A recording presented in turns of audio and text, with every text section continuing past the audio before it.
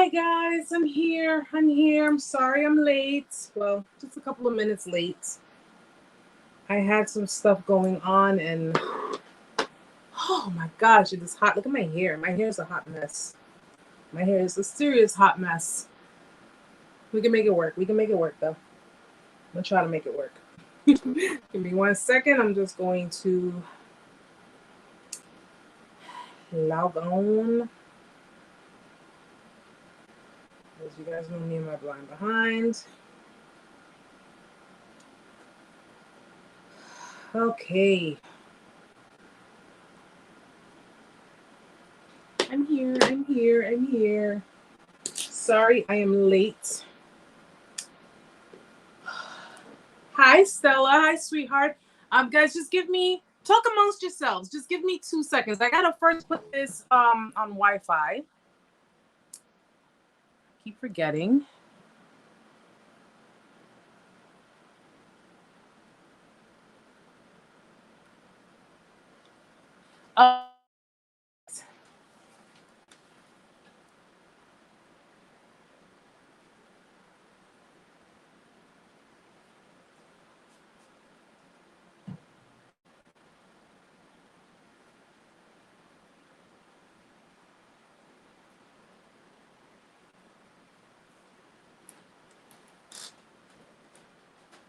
Alrighty. I had to fix this. My hair, I cut bangs. Hi, Cicely. I cut bangs into my hair, and it's like when I want to do like a nice pullover, I got this whole little this bit of hair that pokes out. Guys, hi, Andrea. Oh, let's see. Kiana, how are you, sweetheart? Janice, welcome, sweetheart. Oh my gosh, guys. I was literally running around because I was actually, believe it or not, I was taking care of a client on the phone, and I was, like telling my colleague, I'm about to go live and you got me doing work after hours, but I managed to take care of it, thank God. And here I am with you guys. It's not good being fat and running around in this heat, but I'm here. Okay, so people are coming in. That's awesome. So, guys, you can imagine my week has been quite a funny one at that. But before we get into it, let me just first start by saying, welcome to Intuitive Vibes, Narc Survival 101. It is your girl, Erica, here. If you're new to the channel, stick around. You may hear someone else's situation that may be similar to yours. You may need advice. You may need questions answered, whatever the case may be. Stick around. You might actually get a little something out of this session. And of course, if you like today's session, you can check out some of our other sessions, see what we talk about. Maybe if nothing here today, something from last week. And if it helps you, if you find the channel to be helpful, then hit the subscribe button so you're notified each time I put up a video. And to all of my existing Vibers, welcome back, you guys. So yes, guys, I'm going to be sure to timestamp it because, the beginning doesn't really count. It doesn't count. Okay, Cicely, Erica, how did you deal with and get over your codependency? All right, Cicely, I'm gonna give you that. I'm gonna tell you that so you have the first question. But I did want to talk to you guys for a second in regards to the recent video that I uploaded. This video was in response to a family member of my ex, and it kind of hit me, kind of came as a shocker, but not so much as a shocker, actually. Amanda was, the one who told me to remain calm if I'm going to do some kind of response and try to be, reasonable in the process of it. But first things first, number one, guys, you guys know me. You know that I don't blow up. I don't get crazy. I don't do any of that. Okay. And if I do get like emotional, or if I get kind of, filled with passion, It's because what I do, what we do, what we're doing, and what we're trying to accomplish is just so important to me. And it's just, to help other people to get over whatever issues it is that they're dealing with is super important to me. To one, have someone who's trying to create drama, because that's exactly what they're trying to do. They're trying to cause drama and havoc in my life. And two, to have someone's family member of that family, of this particular ex, reach out to me and then say, well, it's your followers doing this. Can you please tell them to stop? And when I know for a fact that's not the case. And I'm definitely one who, I stand up for innocent people. I stand up for people that I know for a fact wouldn't do. I mean, it was impossible. It's completely impossible. Even if it was, it's just impossible, because nobody knows these people's identity. And it's just pretty much someone trying to cause drama, trying to deter me, trying to distract me, trying to pull me away from what it is that I'm trying to do with you guys, and just really trying to keep me shut. And I don't stay shut for anyone. I don't. So that video was, and I hope it did not offend anyone. I hope I did not offend anyone as far as my community is concerned, as far as the survivor community is concerned. I hope that, that side of me you'll never have to see again. I really hope so.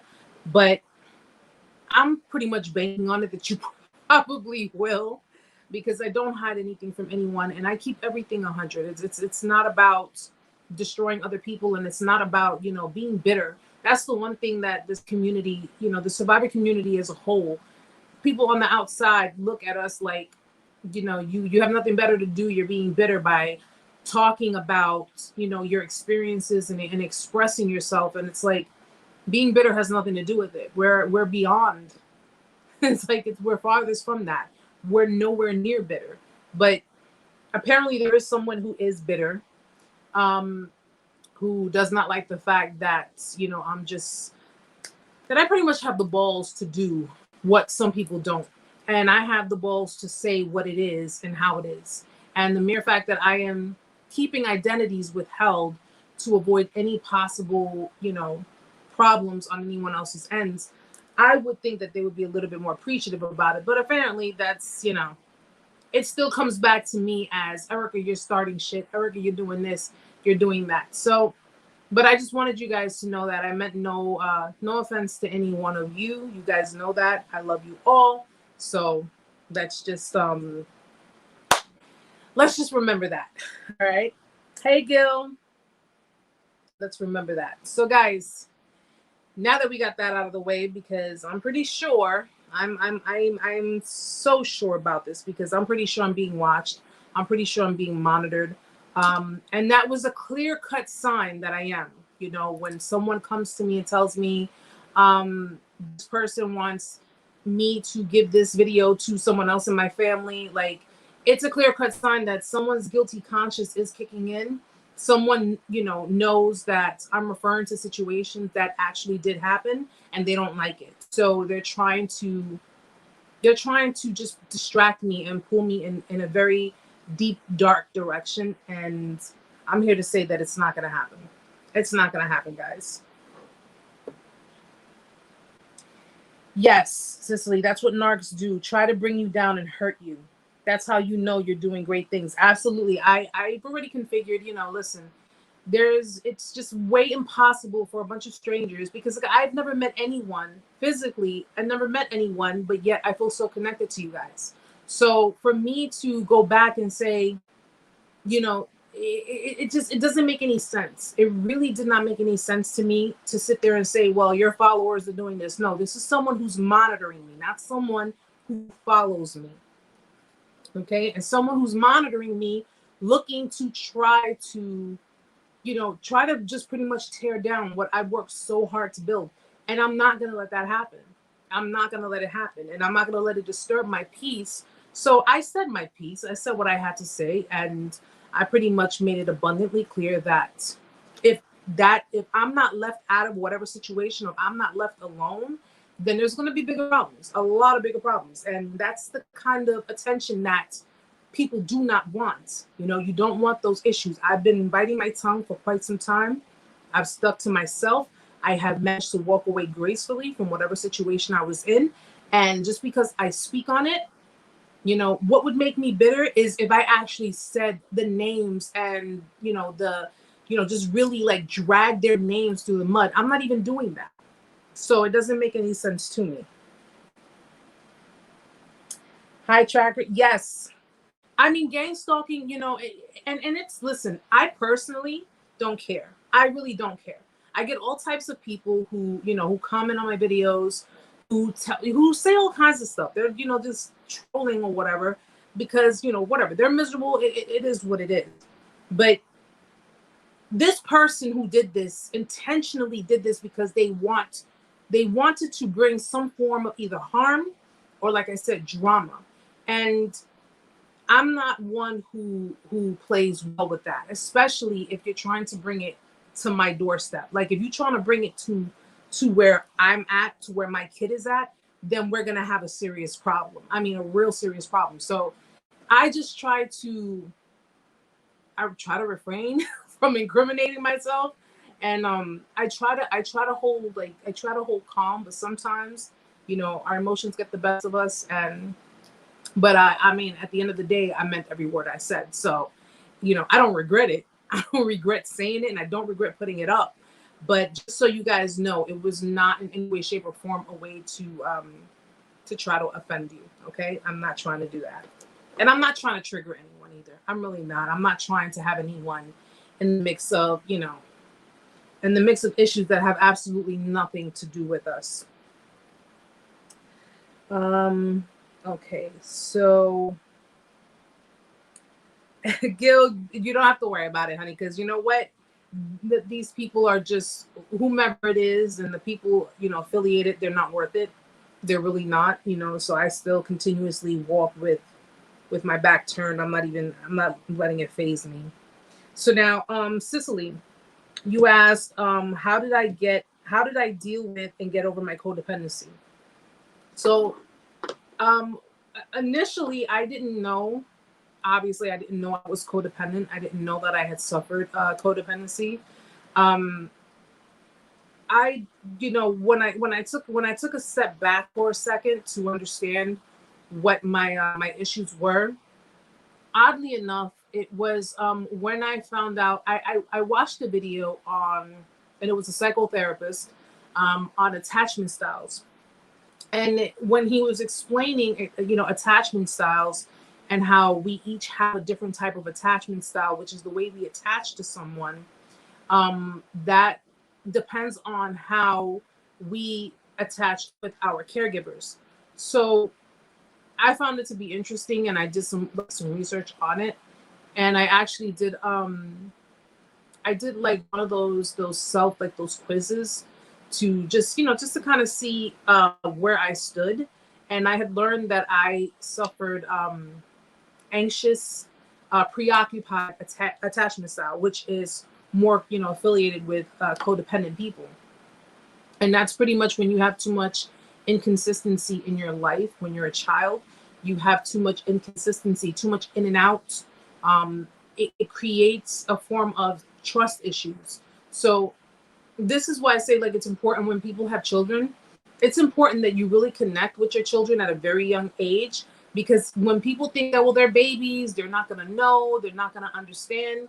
There have been studies done that where they would basically take a child and put the child with the mother in a room, and you know how they have the two-way mirror or the one-way mirror. They would basically sit on the other side. The mother and the child would be in the next room, and as they're observing through the mirror, the mother will then walk out of the room.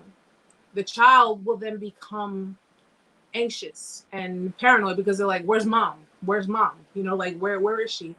And, you know, begin to cry. So when the mother comes back into the room, the child will calm down because the mom is there. But then when the mom walks back out of the room, the child becomes anxious again. So since the child normally attaches to the mother and while they're in the womb, you know, because that's the first voice they hear. It's just pretty much they're one with that mother. But when the child is born and the child has pretty much had inconsistency as far as, parenting is concerned, as far as caregiving is concerned, it creates anxiety within a child. It creates fear of abandonment. It creates trust issues.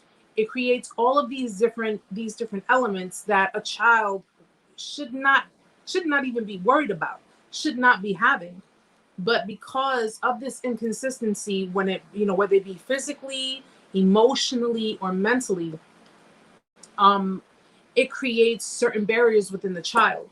So the child will often be due to the fact of this inconsistency, the child throughout their life, through childhood and of course in their adulthood, will become very clingy. Okay, very clingy, like they're clinging on because they're afraid, they're in fear. Anyone of codependent natures, anyone of codependent background lives in fear. They live in constant fear. They live in anxiety. So the child, up until adulthood, they pretty much try to hold on to what they can because they don't want to be abandoned. They don't want to be left. They don't want to be, they don't want to be left behind. The codependency, when I learned about it for myself, I had realized what I was doing wrong. I realized what I was doing on my end. And I was really I was grasping on, I was holding on too tight because I was afraid. I was afraid of being left. I was afraid of being abandoned. I was afraid of, I'm not going to find anyone better than this person. And I'm not, because I had felt so insecure about myself. I was already riddled with anxiety. I already had enough insecurities in my life. So needless to say, if you deal with someone, whether they be secure attachment, avoidant, narcissistic, sociopathic, what have you, when you find yourself in a relationship, like a lot of the times you'll notice, now that you're learning about it, a lot of the times codependency is like in plain sight. Okay, it's in plain sight. It's right in front of you, but you don't see it because you're just too busy being embedded in your trauma. Codependency is pretty much where you are like constantly worried. You're constantly worried, like when they go out, if they go out, like say if they hang out with friends or if they're going to a party or whatever the case may be. You're constantly worried because of those trust issues that you have inside you. You're constantly worried they're cheating on you. You're constantly worried. This is why I say codependents and narcissists, people get them confused. People tend to get them confused because they have a lot of the same traits. Remember, narcissists are codependents too. Empathic codependence, narcissist codependence. We got to remember that. Empathic codependence, narcissist codependence. They're both in the codependent family. However, listen, one is light, one is dark. One is day, one is night. However way we want to put that. But being codependent, you live in constant fear. You live in constant anxiety. You're always wondering. You're always questioning things. You're always overthinking things. You're basically just kind of like, and I noticed that about myself, guys. When I was in my last relationship, I had noticed that. I had noticed it wasn't so much that I thought he was cheating. It was so much where I was like, you're gonna, like, you're leaving, you're going to do whatever, and the reality is like I don't know what you're doing. Yeah, sometimes things would come in my head, but I never like flat out would just be like, oh, you're sleeping around, you're doing this, you're cheating on me, you're doing that, blah, blah, blah. I wouldn't do that. But it was just that constant like anxiety would kick in. And when I went to my therapist, when I was going to therapy, she basically had me like think back to these times when you were in relationships or when you were in dynamics, what it is you did. Forget about what they did. What it is you did. What did you do to contribute? Because remember, guys, codependency is still toxic. It's toxic. Okay, so this is why I say we have to take accountability for our own actions. Within ourselves, we do have to take certain accountabilities, but it is still considered toxic. So it's not just the narcissist; it's our codependent, our codependent actions. But I want you to also understand something. If you do come from a codependent background, that was not your fault. And that's something people need to understand. We'll take accountability. Being an ex-codependent, I'll take accountability for my clinginess, my sometimes being overwhelming, maybe being a bit of a burden, and relying on someone to fulfill me emotionally, relying on someone else to validate my feelings, relying on them to make me feel like a better person, to make me feel good. I will take accountability for that, but I will not take accountability for their actions and their behaviors, nor will I make excuses, because regardless of what type of background you come from, as human beings, I mean, basic human decency is something that it's not something that you should be taught, like from someone. This is something that should have been taught to you as a child. This is something that should have been taught to you from your parents, from your household, your caregivers. And I when I learned about the codependency part of it all, I already knew I wanted to do something about it. I knew I wanted to get over it. I knew I wanted to get through it and not be like that anymore. Because codependent people are the biggest people pleasers. And that's what I did. I always wanted to please everybody. I always wanted to give everybody and take care of everybody and just make them feel like, is everything good? Is everything comfortable? Is everybody okay? Are you good? Do you need something? Do you need this? Do you need that? And as codependents, we're the enablers. So in the relationship that you have with, or you had with a narcissist, whether it be in your family, whether it be in your relationship, whether it be in your friendships, if you were more on that codependent level, you were the enabler. You were the one who was enabling these behaviors. Okay. And and as many times as I mentioned it, I'm going to say it again. It's because the trauma that you have resonates with their trauma. Okay. So it's kind of like that.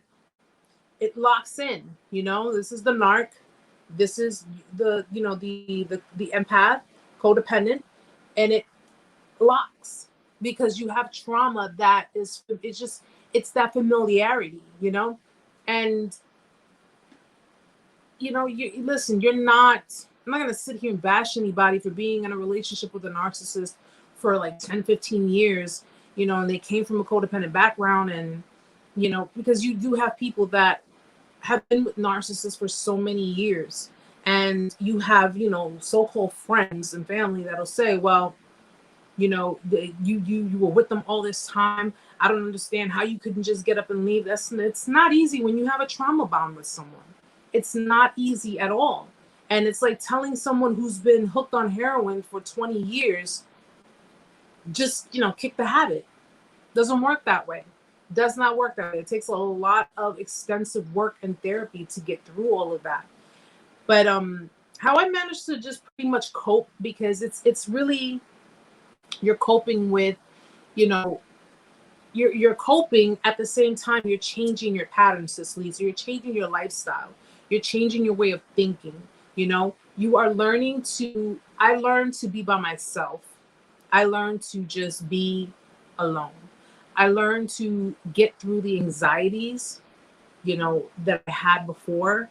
I learned to get through them by doing cathartic things. And by that, I mean by doing things that made me feel good.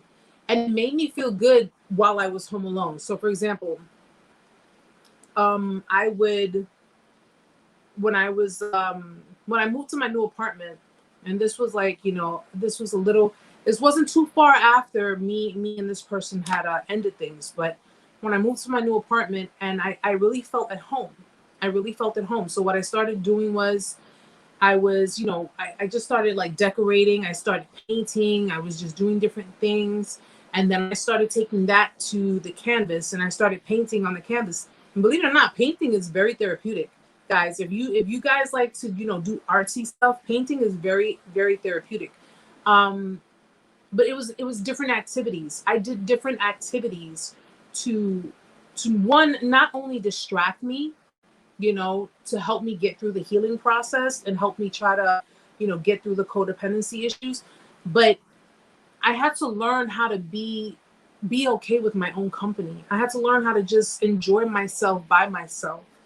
I started taking walks, going to the park, or just going shopping or just walking around, because where I live, the area is pretty, it's pretty nice and you could just walk around. And I learned how to do things by myself. I became more in tune with nature. I'd sit at the park and I'd just listen to the birds, and you absorb everything in. And over time, I not only learned how to be with myself, I not only learned how, but I learned to love it and I learned to enjoy it.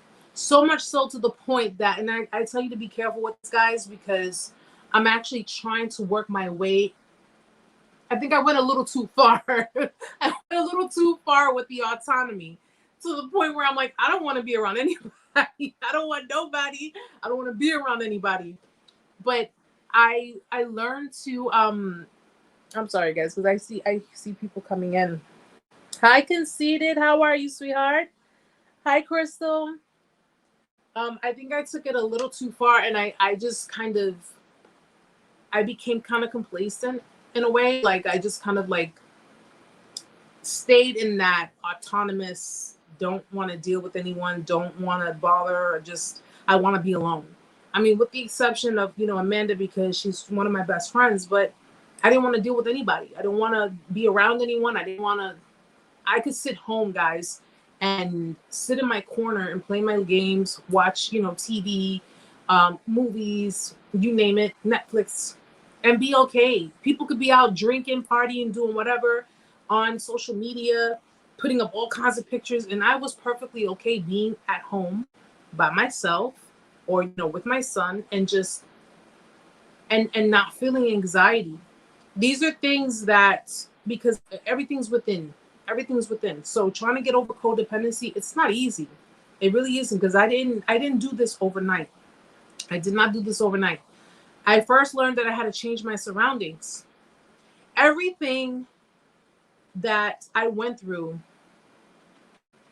first and foremost, this apartment that I live in is a new apartment. It's my new apartment. No one's really ever come to my apartment. No one has, stepped foot into my apartment. My last apartment, because when me and this person were together, everything reminded me of this person. Everything in within the apartment, everything within the area, everything reminded me of this person. And it was making it harder for me, because every time I turned the corner, or every time I went somewhere that I knew we went, or I knew, we hung out, whatever the case, it would trigger me. It would constantly trigger me. And the one way of getting over codependency is to not be in places that will trigger you. Okay? That's the one way. Do not be in places that remind you of the person. Try not to be in places.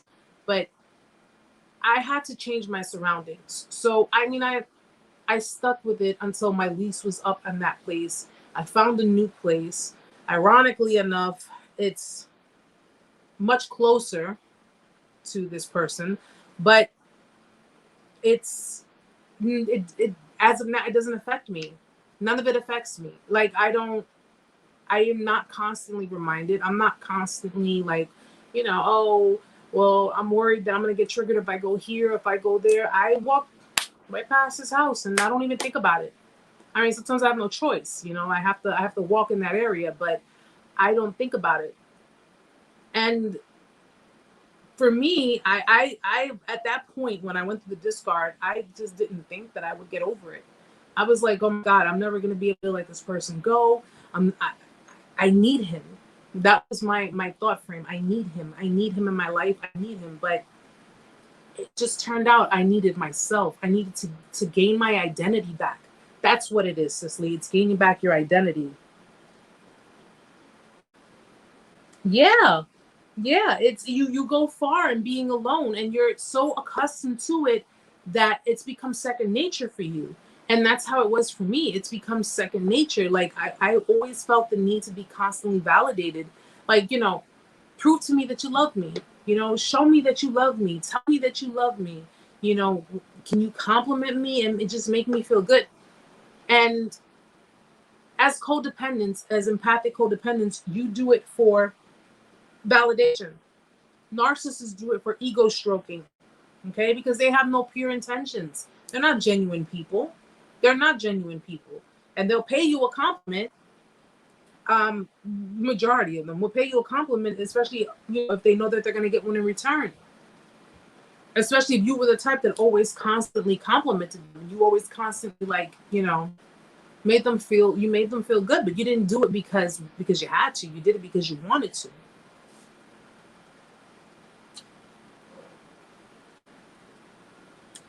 Let's see. Oh, happy birthday, Madison. Oh, you turned 32 today? Wait till you get my age. I'll be 39. So I'm hitting a lot closer to 40. So enjoy your early 30s, sweetheart. Definitely enjoy it.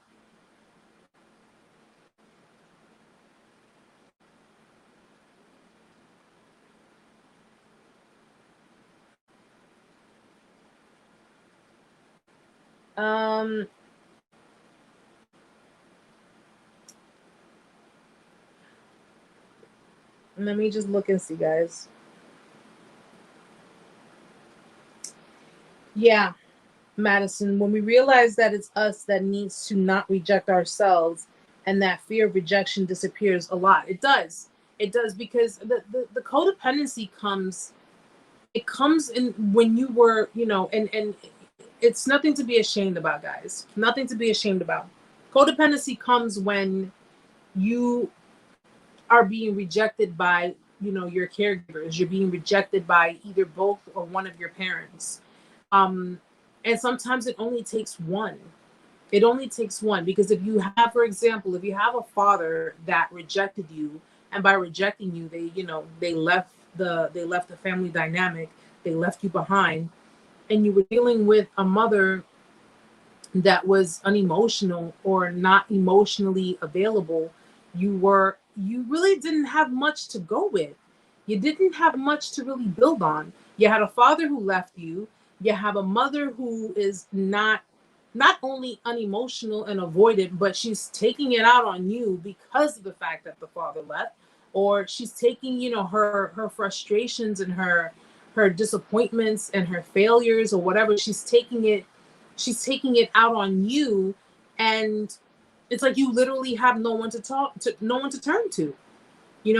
Children who fall under that dynamic literally have no one to turn to. And depending on how they internalize the behaviors and how they internalize, how the parents treat them, that's what's going to determine if someone's going to be a narcissist or narcissistic, and, or a codependent, and an empathic one at that. But you got to look at that scenario and say, well, it's like being between a rock and a hard place. So when you have a child who has to live in that lifestyle, and they're not, let's say they're not narcissistic, they're just the kind of people that, they're searching, a lot of codependent people are the kind of people who search for love in the wrong places. Okay. That's what a lot of codependent people are. They're searching for that figure in other people. They're searching for the love that they wanted to receive from the parent who abandoned them, whether it be physically, emotionally, or mentally. They're searching that in other people because clearly these parents or the parents did not provide that to them. So they become codependent. They start to search. They're trying to find it in other people. That's why when you hear you hear people saying, "Oh, well, she's trying to find someone to replace her father, or he's trying to find someone, that'll treat him like his mother." It's there's a void there. There's a lacking there. And because of the fact that that void exists within them, they're turning to other people to fill it for them. Okay? They're turning to other people to fill it. Hi, Butch. Hi, sweetheart. Hi, Green. They're basically relying on other people to give them what mom and or dad should have given them. And it could be a very overwhelming thing for external people. I know for a fact, for example, I've been in relationships where or dynamics, I should say, where I was with fully secure, a secure man. I was with someone who had a secure attachment. He was autonomous. He was attentive. You know, he had the balance. And this was years ago, but he had the balance. And my codependency became toxic for him because my codependency was constantly craving the reassurance and constantly craving the validation and constantly, you know, trying to make sure like I was on the priority list, that I meant something to him. I had importance. That's what my codependency did. And my codependency ended up, you know, it ended up really consuming. It just ended up consuming the relationship. But it, the odd thing about it was that I was the one who said, you know, listen, maybe this isn't going to work and so forth, because this person that I dealt with, he was in the military, and you would have thought that I would have just stopped myself right then and said, I must be a freaking codependent person, because I didn't even think I could handle being in the military. I mean, handle a man being in the military, being a military girlfriend, or being a military wife. I didn't think I could handle that. And the thought of it gave me anxiety. It gave me so much anxiety that I was like, oh my God, I couldn't breathe. I literally couldn't breathe. My recent ex, he wanted to do a certain type of job, which would require him gone most of the time. And my anxieties kicked in. And it was, I found myself in the middle of the night. I would be home and I'm laying in bed, and next thing you know, I'm just crying. I'm crying because I'm like, oh my gosh, I'm going to lose him and this and this. And, you know, it gets the best of you. It does get the best of you. And that's why I strongly encourage people to really, really, you know, put yourself first. People who are codependent are people who are willing to be back burners. They're willing to be the back burners. And other people know this. Narcissists know this. Manipulators know this. And they take advantage. They'll take advantage. They take you for granted because everything you've done for them and everything you've provided for them in that dynamic, in that relationship, they think, well, you know what? This person loves me too much. This person will never let me go. This person will constantly let me back in. This person, who are they to say no to me? They're not going to say no to me. And because of the fact that you victims turned survivors, your part in this dynamic with them, you enabled. We're all guilty of it. We all enabled, you know, and that's one of the reasons why it lasted longer than it should have. We all enabled these behaviors for whatever reason. We enabled them, and because we enabled them, we got in deeper, and because we got in deeper, that trauma bond, you know, wrapped around us tighter. And because it wrapped around us tighter, they looked at it as, oh, you're not going anywhere. You're not going anywhere. You know, I already told you guys how my discard went. I was a mess. I was a wreck. I was just like in pain. I was crying. I was hurting. I couldn't breathe. I couldn't eat. I was, you know, anxiety. My body was going through withdrawals. I mean, you name it. I was going through it all. And everything that I was doing gave this person confirmation that she loves me too much. She loves me too much. She's not going anywhere. She's not going anywhere. And you know what? By the grace of God, I managed to prove them wrong. You know, they'll take advantage. They'll take you for granted. I don't know how many times you guys have gone through cycles with an ex-narcissist, or how many times you've gone through cycles with your toxic ex. But I'm going to tell you something. Each and every time you go through it, it gets worse and worse. It gets worse and worse. They don't even have to be a narc. It gets way worse, because when you allow someone to get away with something and they come back and they say, I'm sorry, they give you the pity party, and you let them back in, and boom, they're doing it again. And then they come back and they say, okay, I promise, you know, I won't do it again. I'll change. I can change. You know, we have so many years. We got so much history. Let's do this. And then boom, they do it again. Then they try to come back each and every time. It takes one time with me. I already told you guys that. It takes one time with me. It takes one time for someone to lose my trust. When they lose my trust after that first time, I can't listen. Excuse my French, but I can't re-fuck with you. I can't re-deal with you. I can't re-anything with you. Okay? I can't re-anything with you. If you lose my trust, okay? If I don't trust you, I don't trust you around my kid. Okay? I'm going to reiterate that. If I don't trust you, I do not trust you around my child. I don't trust you, and I'm a fully coherent, cognitive person. Okay? Empathetic and all that good stuff. But I'm very up here. I'm very up here. And if I, being a well-aware, my motor skills, my cognitive skills, everything runs perfectly fine. If I don't trust you, I do not trust you around my autistic son. I do not trust you around my child. And if Erica don't trust you, Erica ain't effing with you. That's just the way it is. And sometimes it's hard for some people. Sometimes it's hard for some people to actually say that and actually do that and actually say, you know something, you betrayed me and I can't deal with you. I know how hard it is. I mean, I understand the whole forgiveness thing. I give it to you guys. If you can forgive someone for cheating, if you can forgive someone for, for doing certain things and say that you'll give it another chance, God bless you. God bless you, because I can't do it. I just can't do it. I refuse to sit there and because no matter what, guys, no matter how many cycles you go through, you're always going to have it in the back of your head. You had it in the back of your head from the first time they did it. So if you dealt with them 2 times, 3 times, or however many times you dealt with them, it's always going to be there. And every single time, it's just going to get worse. Every single time, it's just going to be something different. It's going to be something new. And I say, why go through the headache? Why do I have to limit myself?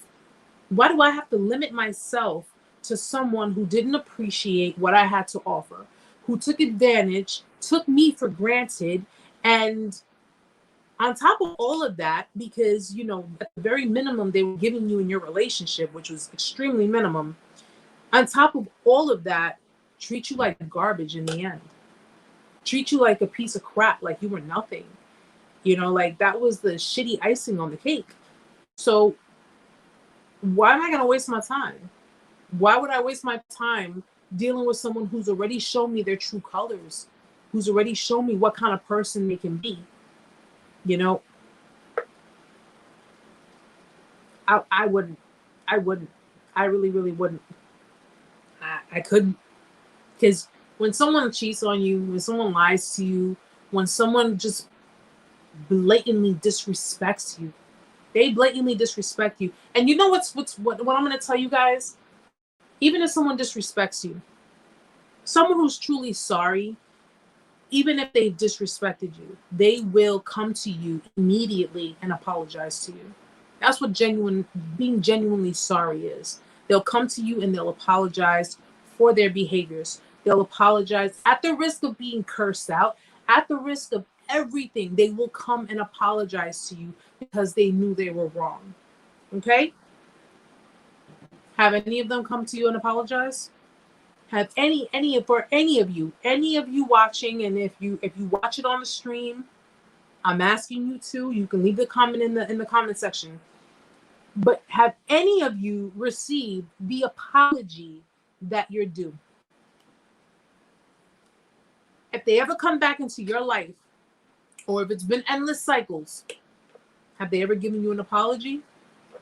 Or have they tried to mask it by saying things like, this is crazy. I mean, it just got way out of hand. And I think that, and instead of taking accountability for their actions, they'll basically throw you in the mix of it. They'll sit there and throw you in the mix of it and be like, look, we both said some things that we probably didn't mean. I didn't say anything remotely close to disgustingly disrespectful as you did. I was telling you how I was feeling. I was telling you how you were. I was pointing out how you were treating me. I was telling you that what you're doing is really messed up. Really, really effed up. Where was I being disrespectful? Where was I being remotely disrespectful towards you? They'll try to share if they gotta. And again, it's more your fault. It's more your fault. It's more and more. It's more. It has more to do with you. It has more to do with you, your issues, and your problems. I'm sorry, guys. Yeah. I mean, yeah, Stella, you get an apology, but it's not genuine. What do you get? You get future faking. You get them coming to you telling you, look, it'll be different next time. Okay. I want the whole thing with you. I want babies. I want a house. I want this. I want that. I can be everything that you want me to be. I can be anything that you need me to be. I'm sorry to say it, guys, and I have to say it this way because this is the reality of it, whether you're a guy dealing with a girl or a girl dealing with a guy. Okay? You can't turn a hoe into a housewife or a husband. And that's just the way it is. You can't turn someone who's an attention-seeking whore into what you want them to be. And you know what? At the end of the day, you shouldn't try to be turning anyone into what you want them to be. But when it boils down to a narcissist, you can't turn them into anything remotely close to normal, remotely close to what would be deemed normal, perceived as normal.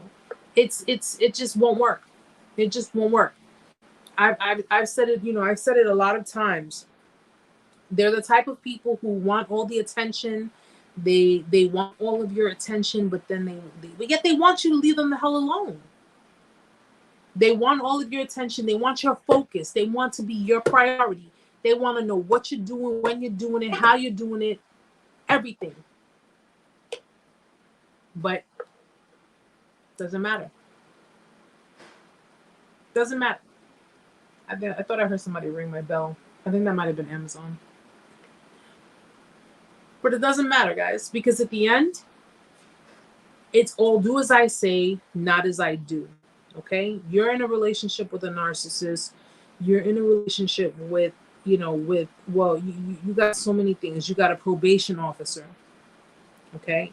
You have a probation officer. If you're dealing with, sometimes somatic narcissists, you're dealing with, a promiscuous type of person, or one who's not sexual at all, one who's just about gaining gratification, and gaining the attention and the focus, but not really contributing. And you're dealing with selfish people, arrogant, conceited, self-absorbed, selfish, manipulative, conniving, okay? Victims. They play the victim card very well. They'll play the victim card very well.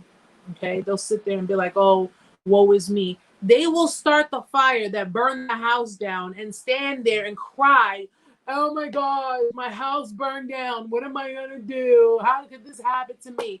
Well, you might have wanted to take the damn can of gasoline that you got standing next to your damn feet and thrown it away before you sitting here claiming that somebody burned your house down. Listen.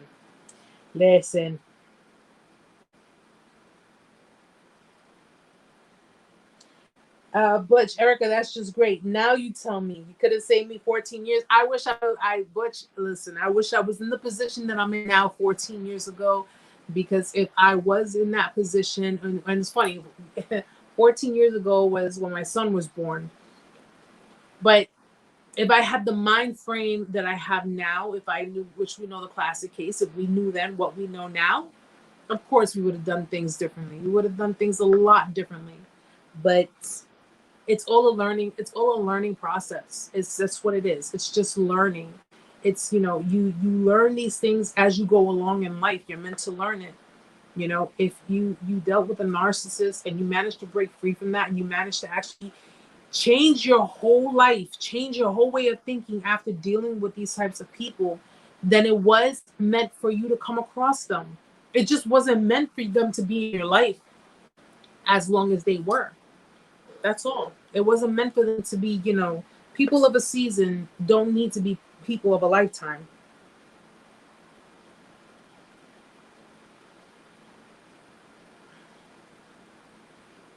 A lady on YouTube that goes around saying she is a minister sent me a video with her holding a knife with an upside down cross, and she said, "I'll make you holy." Oh no, block her, block her.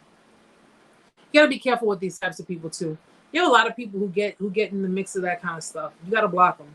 You gotta block them, block them, block them, block them physically, energetically, you name it, block them.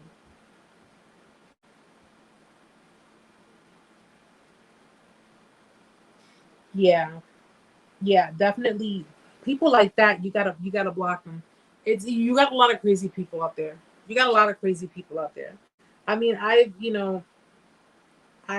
I've like there have been the times I felt like when it boils down to stuff like that, because you have people that are, just like into demonism, demology, whatever the hell you want to call it. They get involved in things like that, and it's like it's just, you know, devil is definitely gonna try his.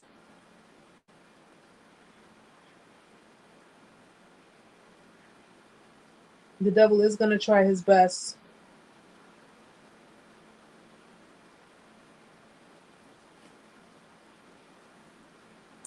Yes, absolutely.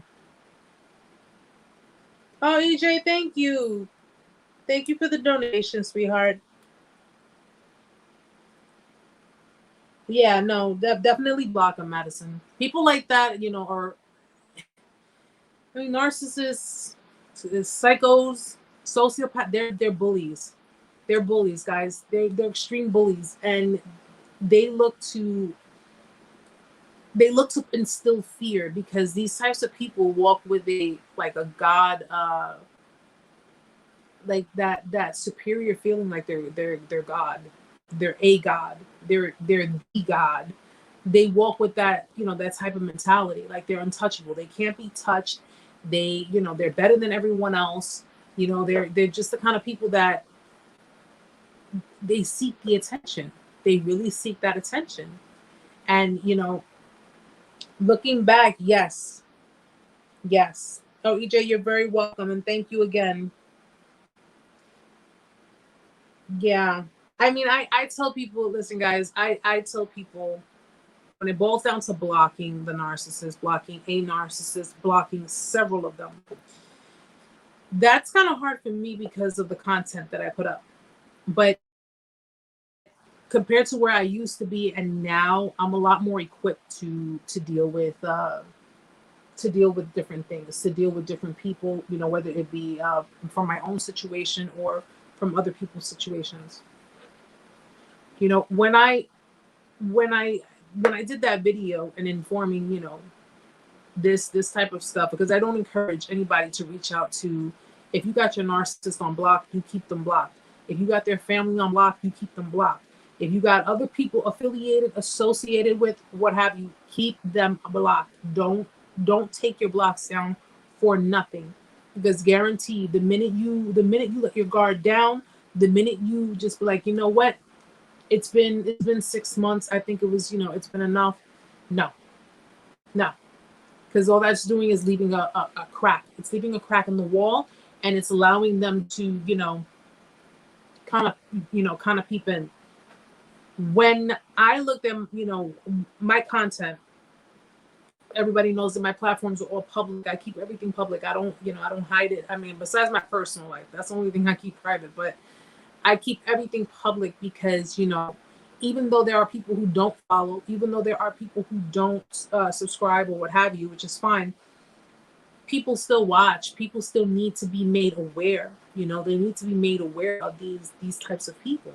And there's so much more awareness and so many more people, creating and coming forward and talking about it and exposing it.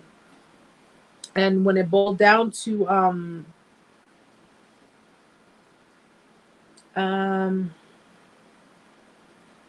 she went as far to say she was Yeshua in the flesh. Yeah, no, no, no. God would not do that. That's more. That type of imagery is more like demonic, in my opinion. I don't see that. I don't see that happening. But when I keep my platforms open, knowing knowing the type of I don't want to say vulnerabilities, that I expose myself to vulnerabilities, because I really don't. Um, but I keep, everything open, and I had always at one point wondered, with my platforms, and I'm keeping everything open, don't I run the risk of being contacted, being, having someone reach out, having someone say something to me, having someone do, and there was that thin line of should I, or that thin line of should I and do I really give a shit?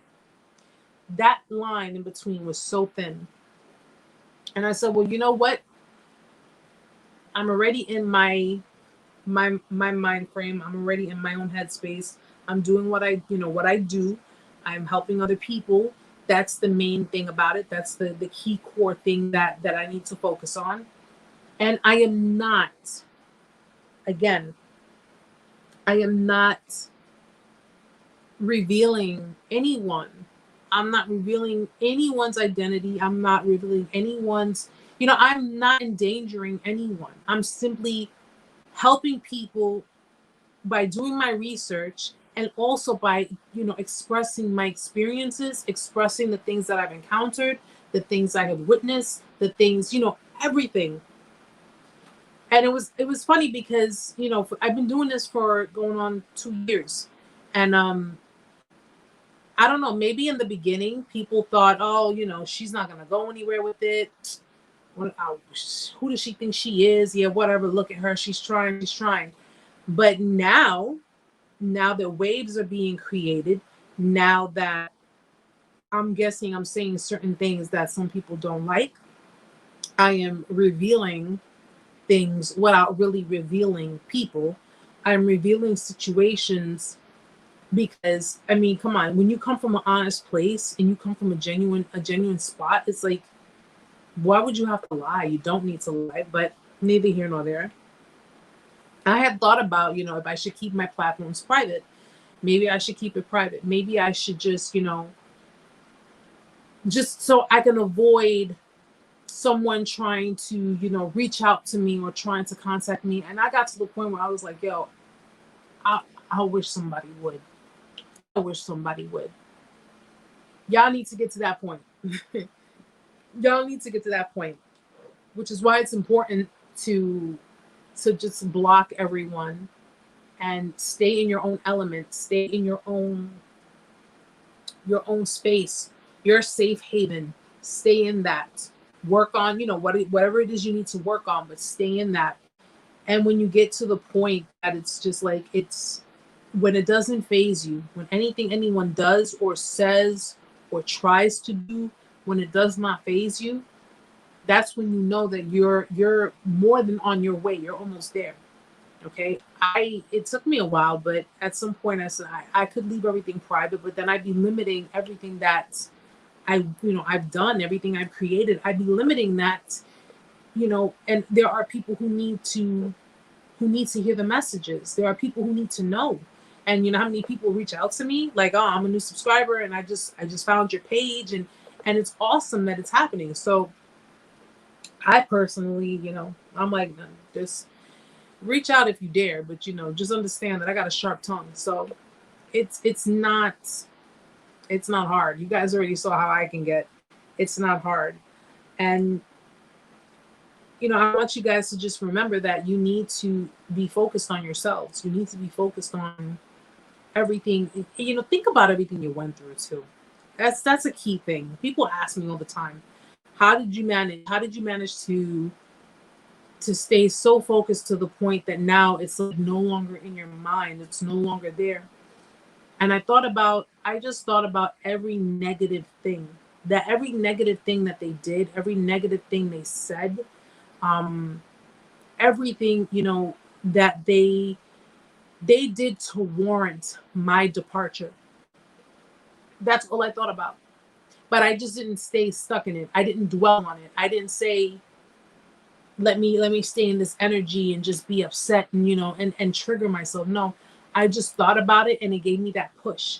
And that's when I would get up and be like, all right, time to start this new day. And I was doing that every day. Every day I was doing it till it got to the point that I was no longer thinking about it. I was no longer like phased by it anymore. I'm just like, all right, whatever, whatever.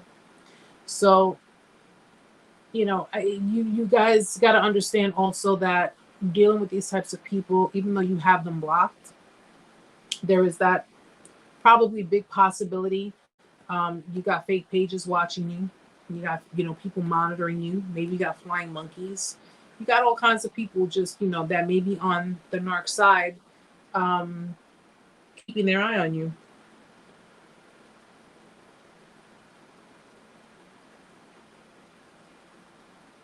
Yes, Butch. Butch goes, Erica, I think you're right. We're starting to learn you and know more about you. And what I've learned is, FYI, when you start speaking Spanish, it's all bad. Yes.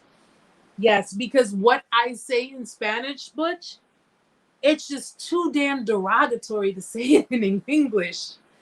I'm not trying to get, that's why I do it in Spanish, because it's like, whomever I'm referring to, they understand Spanish. So clearly that's why I do it too. But it's what I have to say in English. Sometimes Amanda would look at me and be like, hey, what? And Amanda can tell you guys, my mouth is very, no one would even think, no one would think, but I keep it authentic with you guys because we're all human, I could play the Miss Goody Two Shoes, I could play the Miss Nice Nice, and I can play the whole let me sugarcoat everything for you, but I just would be no better.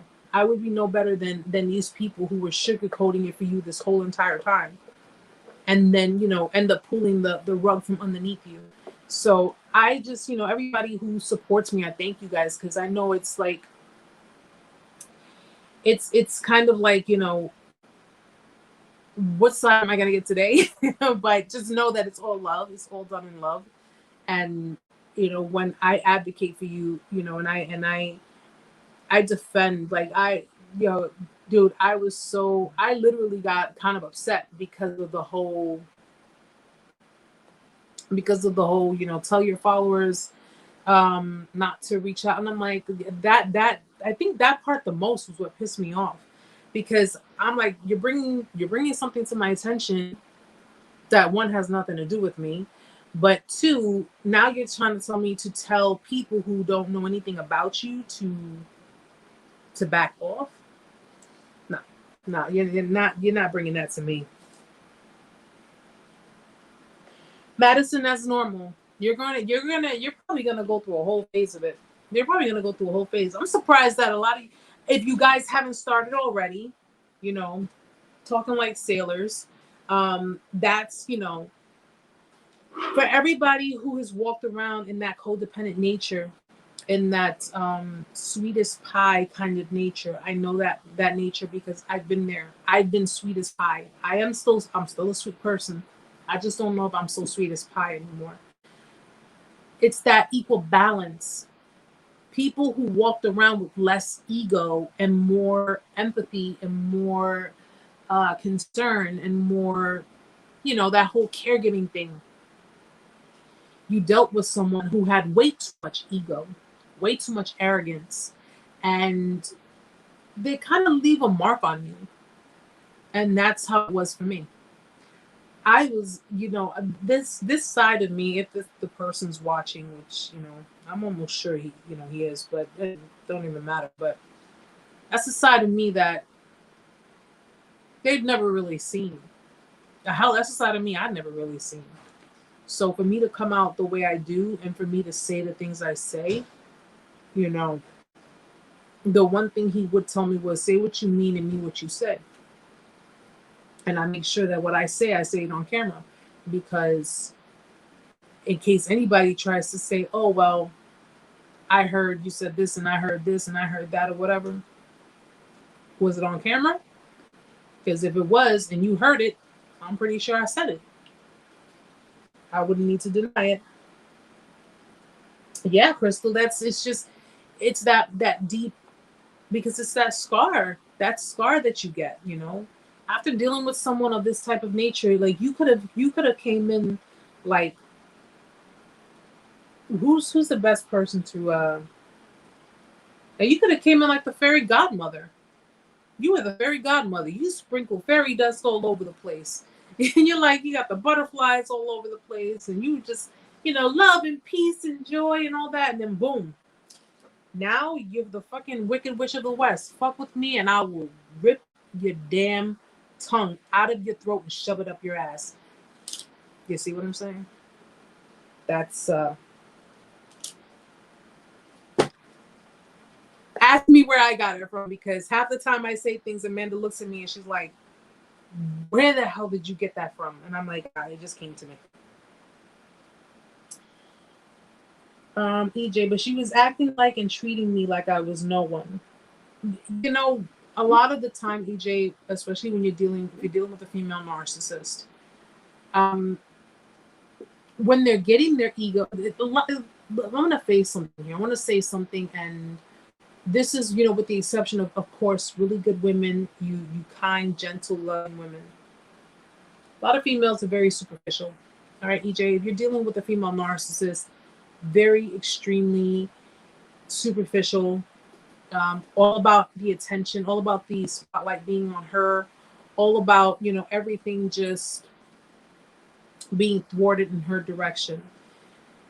When you're dealing with this type of female, she was putting you on a pedestal. She was making you feel, in the beginning, of course, making you feel great, making you feel like, kind of almost in a sense, making you feel like also that you were very lucky to have her. All of that, after everything she does, all of that gets pulled away. That gets stripped off. And that's just like, all right, I did it for you. Now it's your turn. Now you got to pay up and you got to do it for me. And with you doing all of that, she feeds off of your attention. She feeds off, narcissists feed off of positive or negative. Doesn't matter what type of feedback they're getting. They feed off of both. So when the time came, she was probably getting her ego stroked. All right. So when she treated you that way, fucking bugs. This is why I hate the summertime. When she treated you that way, she was probably getting her ego stroked. Okay. Immensely. Because when they, they treat you like crap in front of people, they make you feel like you're nothing. And they're like, that's because the whole mask came off. During a discard, a lot of gaslighting is going on because they're locking in some form of new supply. So it's that whole confusion, the whole fog thing. And when they've officially locked in new supply, when they've officially locked in someone to replace you, that mask comes off. They don't need to gaslight you anymore. They don't need to do anything anymore. Now they can show you that evil side. They can show it to you. So while they're being nasty and hurtful and disgustingly just disgusting toward you, with that same breath, they're being sweet, they're being ha ha he he with someone else. Okay? They're basically, it's kind of like they could have been on the phone with you and told you, go F yourself, blah, blah, blah, blah, just yelling at you, cursing at you, being disrespectful while you're trying to gain clarity, which we know, guys, you're not going to get that. And as soon as they hang up the phone and they go, oh, yeah, so tell me a little about yourself. They're like literally sitting there having a conversation with someone else, trying to get to know someone else. Okay? That's what they do. They're just the kind of people they are. It's just not the kind of people that we need to be around. Not the kind of people we need to be around. She had 2 kids, 2 baby daddies, 1 baby daddy in jail. I was single, no kids. She was average looking. I would say I'm good looking, not being cocky, but yeah. So I was the prize. So then, listen, they'll either get with you because you make them look good. They'll get with you because you already received some form of acknowledgement, or you got some form of like notoriety, like you have like, what's the word for it? You have like a form of accolades, you're well known, or you are guys, help me here. I'm having a brain fart. They And because narcissists are the type of people that, again, they go for people that will either make them look good, which means if you're in the spotlight and you're well known, or you are like one who is constantly, and it's not because you're a conceited jerk or you're narcissistic or you're any of those things. Who knows? Maybe your personality just naturally attracts people to you, and you're well known by a lot of people. It's like to say, for example, if I, was not known for, like, say, doing narcissistic research and advocacy, but I was well known for other things. I was a YouTuber for something else. And people knew me, people acknowledged me or whatever.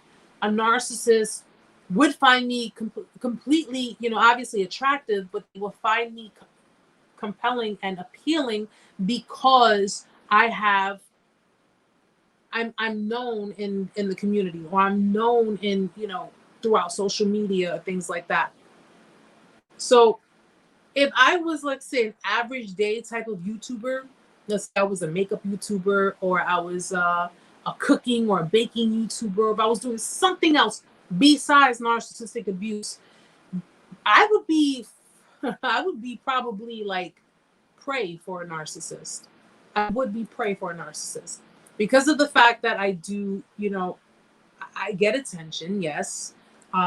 People, notice me. Yes. People, I mean, how can you not, got red hair, like the color of fire, you know what I'm saying? But, there would be something that they can gain out of being in my life.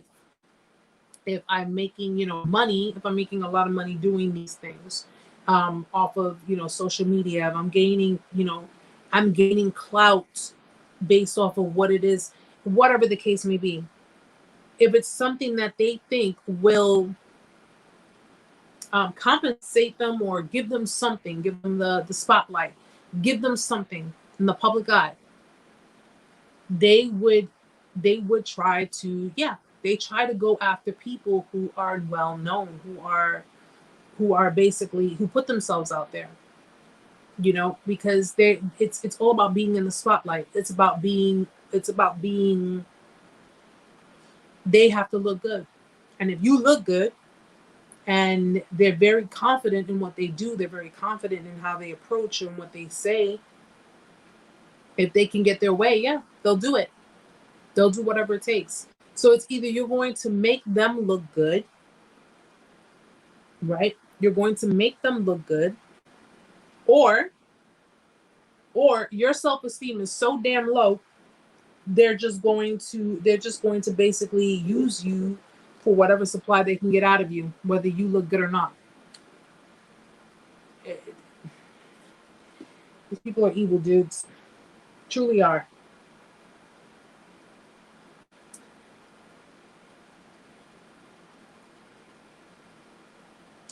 I definitely made her look good. She would try to make women jealous by holding my hand in the store. Either she was trying to make them jealous, or she was getting insecure. Careful with that.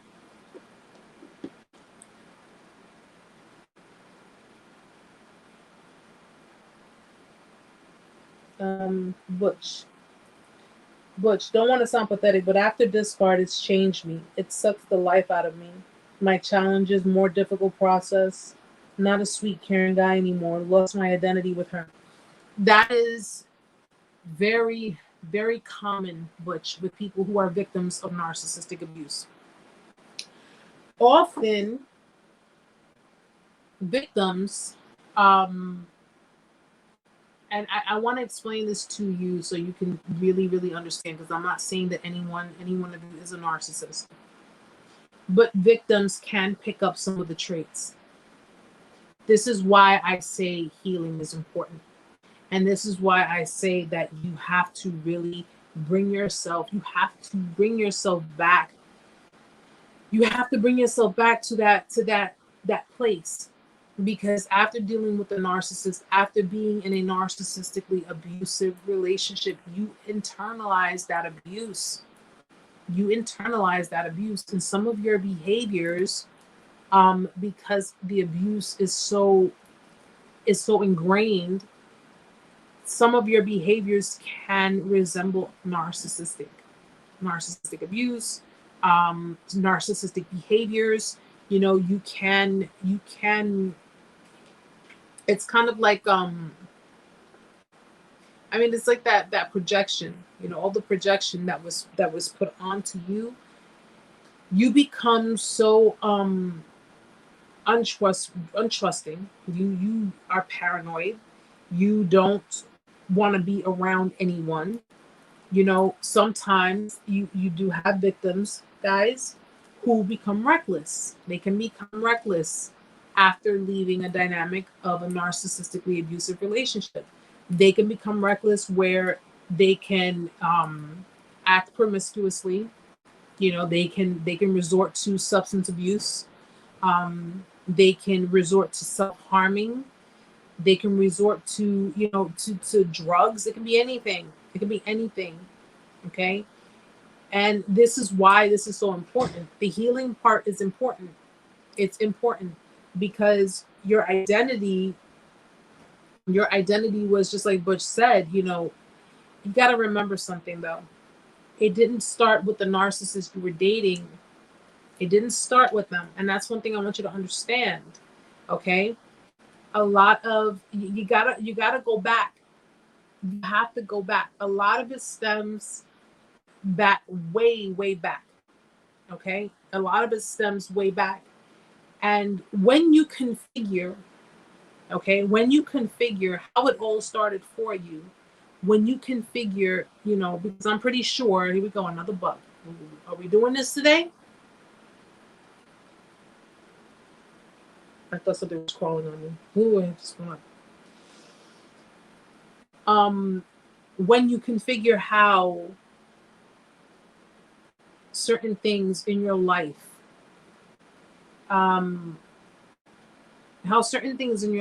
have gone, whether it be with your parents, whether it be with your childhood. Take it back to your childhood, okay? Because at the end of the day, if you found yourself enabling these behaviors, if you found yourself staying stagnant and staying stuck in these situations, whether it be with the same person or a number of narcissists, it could be something that's like a pattern. It's something that's just a cycle. It's just with different people. A lot of it has to do with you. Okay? The abuse, no. I'm not saying think about the abuse having that, that it has to do with you. I'm talking about you. You have to go back. You have to go within yourself and you have to say to yourself, why did I allow this to continue as long as I did? Was there anybody in my life? These are questions you have to ask yourself. Was there anyone in my life that, that their behaviors resemble certain behaviors that this person had, this is the whole point. When you go back to your trauma, your childhood trauma, okay, guys, childhood trauma, it's deep. It's deep in there. It's deep, probably deep in your subconscious. Okay. But I try my hardest to encourage people not to let what these people did to them turn them cold, turn them to be like, just screw the world, because it's you are, you would be pretty much depriving yourself. You deprived yourself of a peaceful, sane, healthy dynamic in all the years, months, or what have you that you've been with these people. Why deprive yourself even further? You're learning the signs. You're learning the tactics. You're learning the ins and outs. You're learning the intricacies. You're learning the different techniques. You're learning everything. With this knowledge that you have now that you did not have before, with this knowledge that you have now, you can totally have a healthy, loving, fulfilling, peaceful relationship with someone. You can. You can. You just have to work on yourself. You have to work on yourself. You have to clear out all that residual bull crap, all that energy. You have to basically now just retrain your mind. It's going to take time. It's going to take time. And while you're taking that time to be in your hiatus, to hibernate, to heal, whatever it is, you have to really, really search deeper. It sounds kind of cliche, I know, but you got to search deeper within yourself and say to yourself, I deserve happiness. I deserve peace. I deserve love. Okay? This person didn't give me these things because they were trained to believe they didn't deserve these things. Are you going to let someone else train you to believe that you don't deserve these things? No. No. Don't do that. Don't do that. They believed themselves. Okay? Because everything they projected onto you was within themselves. All of this, manipulating, gaslighting, lying, cheating, stealing, doing whatever, this was all stuff that they believed was normal because it had been done to them. It had been stuff that had been projected onto them. You have the tools, guys. You have the tools. You have the keys in your hands. Okay? Each of you have that car key. Each of you have that car key. Okay? And in a whole row, in a whole block of cars, you know, or in a city of cars, that one car key opens the door to a luxurious, you know, fancy new, I'm not even big on cars, but you know what I mean. You know, Corvette or Jaguar or whatever kind of car you like. That key opens the door to that car. How bad do you want that car? That car is going to have it has your happiness, it has your peace, it has your sanity, it has everything that you want, everything you wanted, everything you thought you had with this person or these people. Clearly you didn't, but that car is still sitting there. And the only thing of it is that it's only going to unlock, that key is only going to work until you actually believe that you deserve all of that. You actually believe that you're capable of having all of that. You know, it's my analogies are not so great, and I guess it's because I've been up since 6:30 this morning. I'm sorry, guys. I'm sorry. They're not so great, but you know what I mean. You know what I mean. Don't let what these people did to you. Don't let how these people treated you. Don't let, you know, how they projected onto you. Don't let that have you believe or have you convinced that you're not deserving of any of it. You are totally deserving of it, and way more. And way more. You just had to deal with them because you had to work on something within yourself. And now that you're not dealing with them, now that you're moving on and you're trying to focus on that happiness, that peace, that, you know, that tranquility, now you have to work on that. You work on it because you don't want to be toxic for the next person in your life. You don't want to be sitting there feeling like disgusted and angry and just, you know, constantly like dwelling on it, because what you're going to do is you're going to project that onto someone else, someone who doesn't deserve it. And victims create victims, guys. Victims create victims. So we got to start looking at things differently. We really do. We need to look at it differently and say, okay, this person clearly was no good for me. They got their own thing going on. I'm going to leave them to it. But I want happiness. I want love. I want peace. I want all this good stuff. So how do I get it? It starts with you. You just got to work your way through it. Work out that energy. Work out that nonsense. Work out the trauma. Go to therapy if you're going to therapy. Talk to a good friend who's willing to listen to you. You know, be involved. Be involved more, you know. But just work on you. Then when the time is right and you feel ready, you're ready to go out into the world, and you're ready to, you know, that nothing's going to phase you. You have to do it where nothing phases you. And by that, I mean that it doesn't hurt, doesn't feel like you want to break down. It doesn't make you feel like the way you felt at the time you were being discarded. When that no longer phases you and you come across someone who is just the total opposite, because you'll see the difference. You're going to see the difference. You'll see someone who's the total opposite, because you'll attract what's meant to be for you. What's meant for you guys is always going to be for you guys. It's sitting there waiting. You just got to do the work for yourself. That's it. And if someone shows you red flags, they show you signs that you're not appreciating, or they show you things that's like, nah, this is feeling a little too red flaggish for me. Don't hesitate to let it go. Do not hesitate to let it go. I'm pretty sure at one point in your relationships there was something that happened, or something that other person did, or something that other person said that kind of rubbed you the wrong way, but you kind of brushed it off. That's how it began. That's how it began, guys. Yes, Crystal, no victimhood. We're not victims here anymore, guys. We're not victims, okay? We're not victims anymore. Victims are the kind of people that want to just sit there and wallow and feel sorry for themselves and feel pity for themselves and act as if it's never going to happen, that it's just, oh my gosh, I don't deserve it, I don't deserve it, I don't deserve it.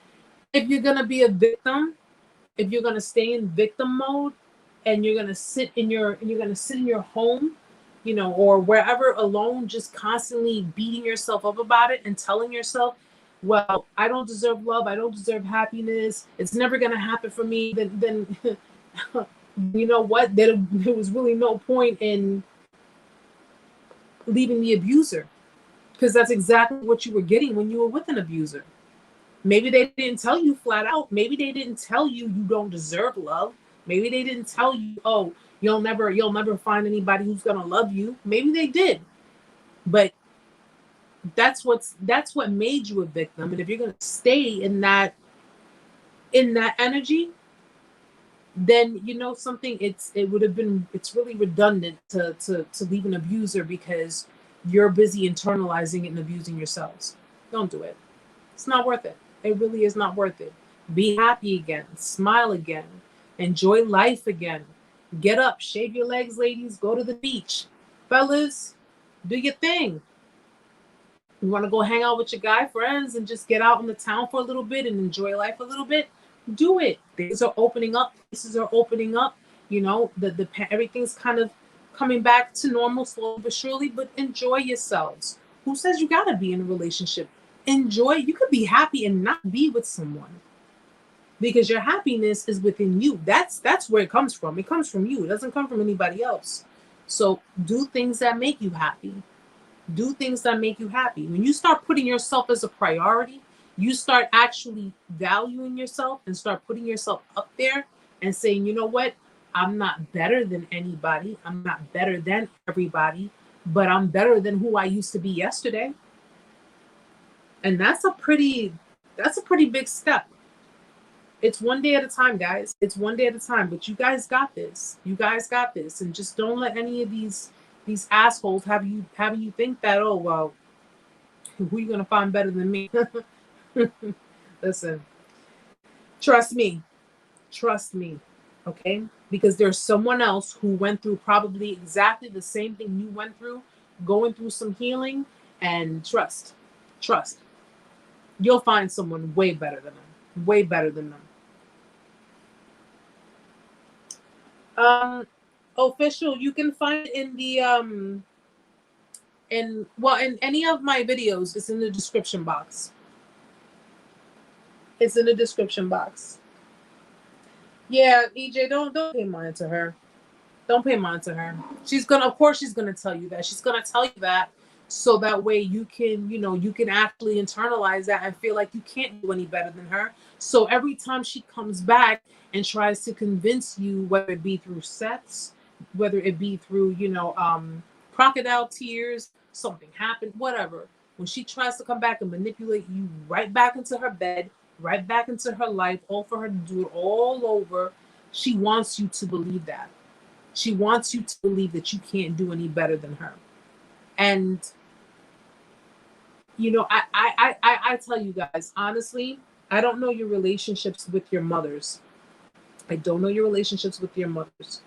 But if you have the kind of relationship with your mother that I have with my son, okay?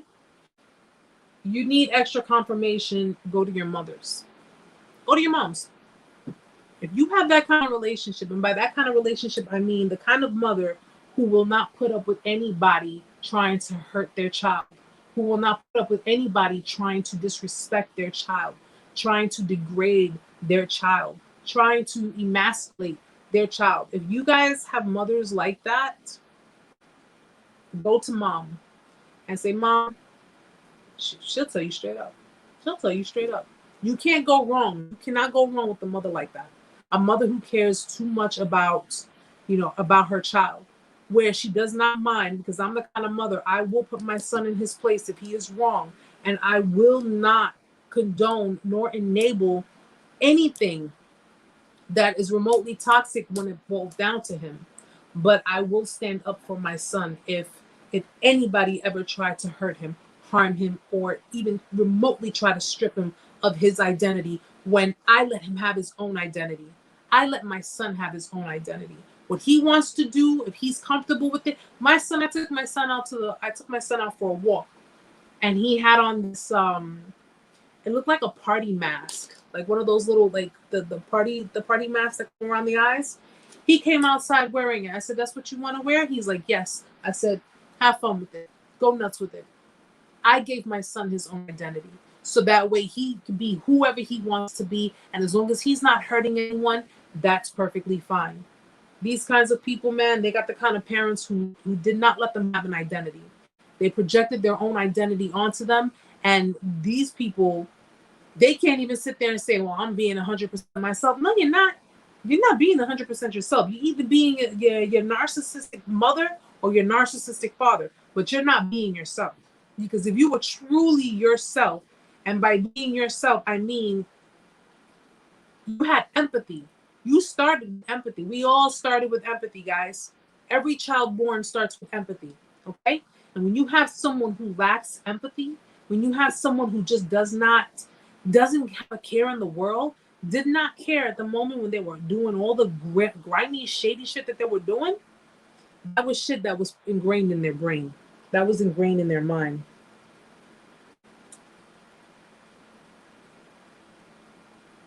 Yeah, Anita, absolutely. Self-care has helped heal my inner self that was neglected all the way from childhood. Exactly. My ex helped me realize some similarities between him and some important male parental figures. There you go. There you go. I know, official. I know. I know. And let me tell you something. It's hard, but you know what? You're not alone. You're not doing it alone. You're not doing it alone. You have support. You have people who are here to support you. You have people who are willing to, whatever you need. You guys want to reach out. I tell you guys all the time. You want to reach out, email me, shoot me an email. It's not, I have no problems. I have no problems with, helping and trying to give, whatever it is that you need as far as opinions, as far as, because at the end of the day, you guys need to choose what's best for you. But if you are not sure about certain things and you want to get different perspectives, you want to get different ideas, I'm more than glad to help as far as giving you the different scenarios. If there's more than one scenario, I can give you several of them and you pick which one is best for you. But definitely just stay in touch, and just keep me posted. Even if you don't reach out to me to talk about it, but if you want to just let me know your progress, I'm so for it as well. Alexis, I just want no contact and I feel like there's a void in my stomach. That's normal. That is normal. I'm gonna tell you right now, Alexis, that's normal. Okay, if you just want no contact, this this is pretty much the beginning stage. It's the beginning stage, and I don't want to scare you or anything like that. I mean, I don't know how familiar you are with these types of dynamics, but it's not going to get any easier as the days go by. It really isn't. It's gonna feel like your soul wants to jump out of your body, if that makes sense. And I know it sounds kind of drastic, but that's what it's gonna feel like. It's gonna feel like you you're gonna, you lost control of your functions as far as cognitive thinking, as far as just anything goes. You just lose sight of everything. You lose control, and it's like,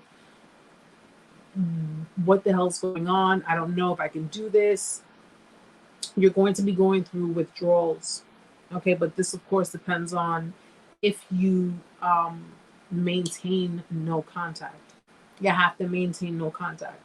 And withdrawal part, it's going to be hard because it's like coming off a drug. It's not easy.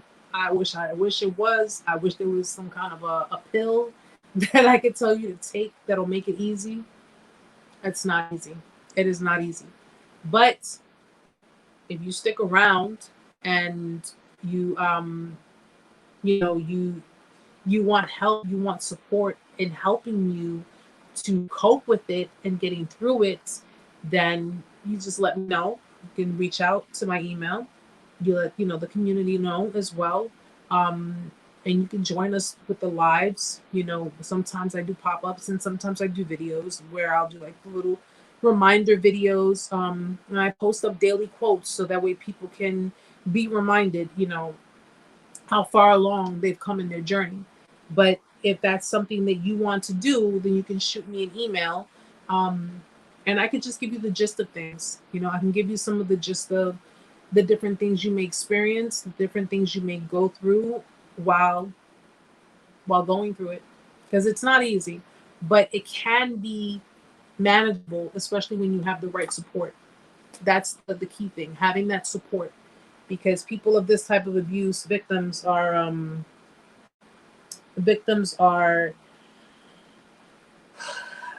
what's the word for it? Oh my gosh. I think I just lost my train of thinking. Oh my gosh, I'm sorry guys. With this type of abuse, the, I totally lost my train of thinking. I like somebody must be throwing something at me, trying to veer me in different directions. But Alexis, just if you want, reach out. Just reach out and I'll be more than glad to help you, through whatever it is that you need help with, answer any questions you may have. And of course, if you see everyone here, which is not everyone, but the majority of the people that are here are they're here every Tuesday. Any questions you have, they'll be more than glad to help you out as well. All right. Guys, but before I knew anything about this and to do the work on myself, I ended up hurting a very good person. Since then, I made amends, but that could have been my next forever. Well, like I said, Butch, whatever's meant for you will always be meant for you. Okay? It will always be meant for you. But at the end of the day, you took it upon yourself. You took accountability. You apologized. Um, it's really about what God has in store for you. God has already designed someone for you, has already put someone on this earth for you. If that is in the cards for you, if all of it's in the cards, then you'll have it. You'll have your forever. Right now, it's just about your healing. That's what it is. It's about your healing and getting the pieces back together for Butch. That's what it's about. Getting it back together for you. Okay. Um, you if you want a woman who's whole, and by whole I mean the whole package, the whole everything, mentally, emotionally, spiritually, physically, you name it, she needs a man of her equal. And in order for her to have that, in order for you to have that, you both have to be equal to one another. So the healing part is it's a journey, but it's you'll get there. You'll get there. And when you do, and who knows, while you're, maybe, I don't know, halfway or even three-quarters in your healing, you might actually meet someone. You might even meet someone and just be like, maybe someone else who's on the same journey as you, and you guys help heal each other. That's a possibility too. You know, healing doesn't, and people healing other people or being in dynamics with other people healing one another, it doesn't have to be anything sexual, guys. It doesn't have to be anything like in a relationship type. No, you might meet someone who can turn out to be a very good friend and actually help aid in the process of your healing. It is possible, guys. It definitely is possible. Yeah. Let me just see. And Crystal, that's okay, honey. That's okay. It's okay to start a square. You're starting somewhere, right? You're starting somewhere. I know of people who have started at square one like about a good 4 or 5 times before they officially decided to say, all right, that's it. Enough's enough. I gotta move on from this. I can't deal with this. I can't go another round with this person. And they finally did it. Sometimes people will do it, some more than others, but you're starting somewhere. So that's what counts. That's all that counts.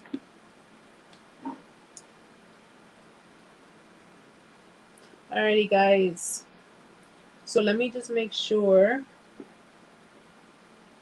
Onita, especially I'm identifying my triggers and praying for wisdom on how to overcome them. Thank you, Onita. And yes, that definitely plays. The male role models in our lives play a very big role, guys. They played a very, very big role, especially. I mean, yeah, for women, when it boils down to the kind of relationships we attract, we have to take into consideration the kind of male role models we have in our lives.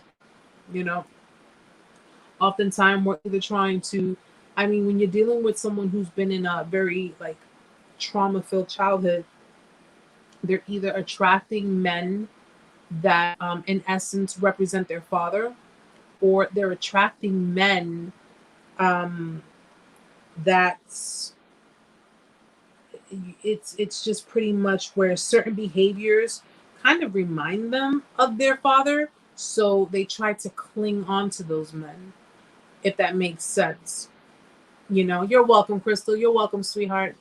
If that makes sense. So you're either like attracting narcissists, like if your dad was a narc, you're either going to attach to men as a codependent person where you're clinging on to the relationship with someone who has behaviors of that male narcissist in your life, or you're basically, well, yeah, that's pretty much it, actually. Unless it's the flip side of it, where you internalize your pain, like you're projected onto you by your narcissistic father, and you end up being a cold, mean biatch to other men out there. But that would, of course, be a narcissistic daughter. But you guys, I know you guys are far from that, so you're very welcome, sweetheart. So, guys, I gotta get ready to get little man to bed, and of course, I gotta get ready for bed myself. Work tomorrow, a lot to do. But I'm really glad that some new people have come in, and I'm really glad that a lot of you, a lot of you are you're just doing it, man. You're doing it, and I'm so proud of you all, and I'm so appreciative of you all. Completely appreciative. I appreciate everything that you guys do, and I appreciate the support, guys. I really do. And you know me, I'll always keep you up to speed on anything new I learn, anything new I find out, or anything motivational, or even, a reminder as to your purpose in this journey. So, you know me, I'll be on top of it. And if I'm not on top of it, Amanda will be on top of it. So either way, you got people on top of it. But thank you so much, guys, for being here. And thank you for being so understanding with regards to the little outburst that I had in my last video. I'm really trying my hardest to keep things professional, as extremely professional as possible, but I felt the need to do it because, I just don't, like I said, I don't want anything that may jeopardize, what I'm doing, and of course, jeopardize my kid. I don't want that. But with that same breath, people who are in fear are the kind of people who stay silenced. I'm not silencing myself for nobody. So maybe if people stop lurking and stop following, or not even following, stop watching me, and stop trying to instigate problems, then maybe we'll all be better off. But unfortunately, that's not going to happen. So, oh, Stella, thank you, sweetheart. Thank you for being here. You're very welcome, Crystal. I'm so glad I could give it. I'm so glad. I think I gave so much. I'm so tired now. But guys, I will see you all back here next week, same time, same place. Just to let you know real quickly, working on merchandise, t-shirts with like really, cool sayings and things that'll help people understand better. So when people are trying to figure out, well, what's going on in that head of yours? Boom, read it and weep. All right, we're working on that. I'll get that set up, and when I do, you guys will be the first to know. So in case anybody wants to, they could be, we're working on different types of t-shirts. That's gonna have like a lot of sayings and just, like those. They're very animated. Let's just say that they're very animated. But have a good night, Butch. Have a good night. Thank you, Crystal. Thank you so much. But I'll keep you posted on it. All right, guys. So, guys, I'm going to get little man ready for bed. I will be posting up probably another video this week. In the meantime, do check in every day on the community board. I will be posting up words of wisdom and, of course, words of encouragement. You know how I do it throughout the week. So be on the lookout for it.